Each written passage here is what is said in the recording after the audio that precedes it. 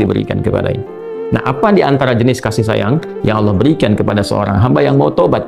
Ya, maka diteruskan ayatnya sampai 12 di sini. Imam Al-Bukhari menyantumkan di sini sampai ayat 12. Yursilis samaa 'alaikum midrara wa yumdidkum bi amwalin wa banina wa yaj'al lakum jannatin wa yaj'al lakum anhara. Allahu akbar. Ya, justru di sini teman-teman sekalian, istighfar itu ya permohonan ampun kepada Allah Subhanahu wa taala, ya, permohonan rahmat Allah Subhanahu wa taala, kembali kepada Allah, mengoneksikan diri kita kepada yang maha baik. Itu diantara percikannya adalah mendapatkan lapangan kebaikan. Yursilis samaa 'alaikum bidrara. Ya, walaupun Anda mendapatkan kesulitan dalam berkehidupan, bahkan yang sifatnya luas ya secara sosial.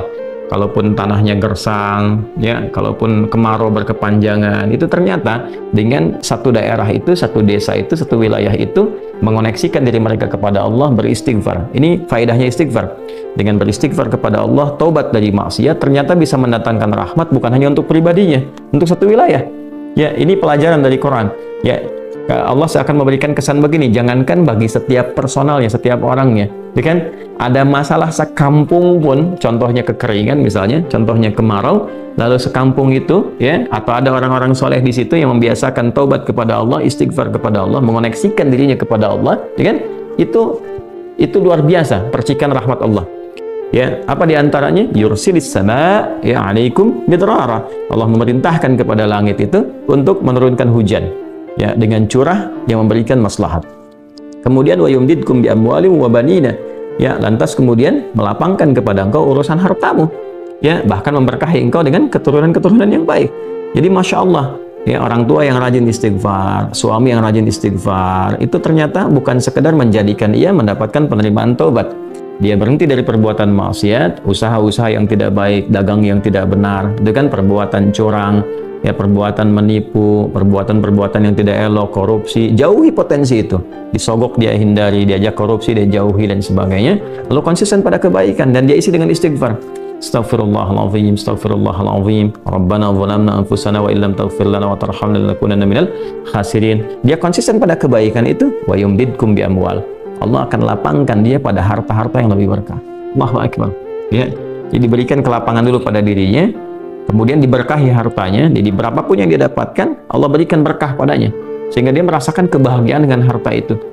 Karena ada orang yang terasa seperti kelihatan banyak, tapi tidak menikmatinya. Ya, baik itu boros, baik itu merasa kayaknya banyak tapi nggak kepake. Ya, barang-barang habis beli ini lagi, tapi memuaskan nafsunya saja.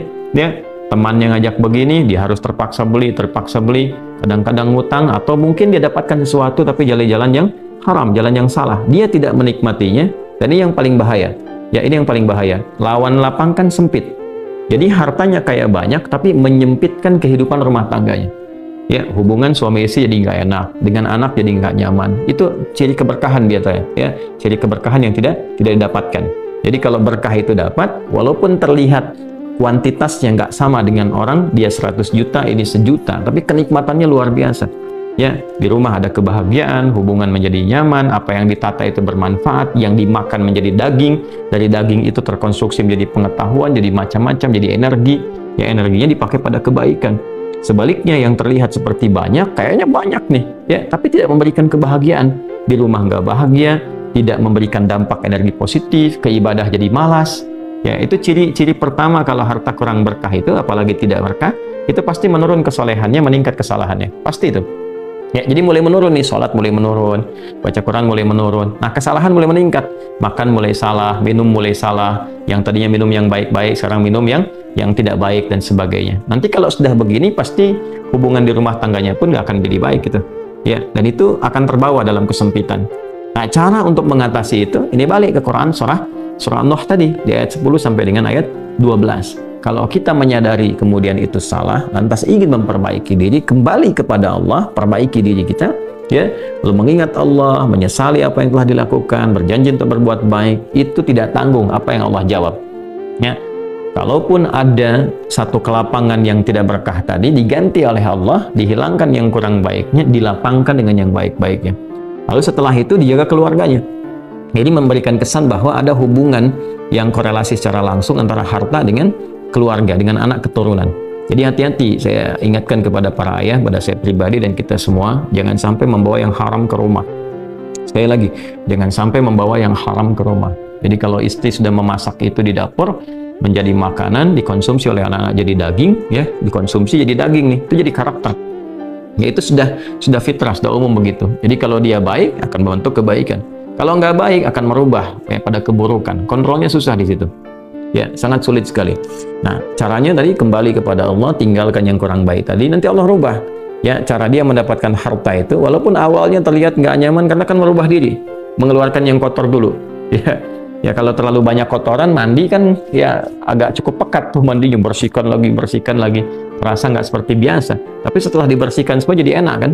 Nah itulah agama begitu, dibersihkan yang kotor itu kayaknya awalnya nggak enak, tapi kemudian hatinya jadi lapang. Yang diberikan kelapangan hati dulu. Ya begitu hatinya lapang, baru nanti Allah buka jalan. Ya setelah hatinya lapang, bagus, dan dinilai baik ini punya kemampuan untuk bertindak dan mengelola apa yang didapatkan, dilapangkanlah rezekinya, karena dia sudah dinilai pandai untuk mengelolanya. Setelah itu diperbaiki keturunannya. Ya. Wa banina wa yaj'al lakum jannatin wa yaj'al lakum anhara. Bahkan setelah itu dibikin kaya lebih dari sebelumnya. Ya asetnya ditambah lagi, diberikan kenikmatan hidup, ya sampai dijaga hingga kembali kepada Allah Subhanahu wa taala. Itu faidah istighfar. Jadi kalau kita biasakan bertekad, berniat memperbaiki diri dari yang salah menjadi baik, itu Allah sudah berikan motivasi. Aku bukan hanya terima taubatmu, tapi aku rubah keadaan hidupmu lebih istimewa, lebih mahal nilainya dibandingkan dengan keadaan sebelumnya yang terlihat seperti fata morgana.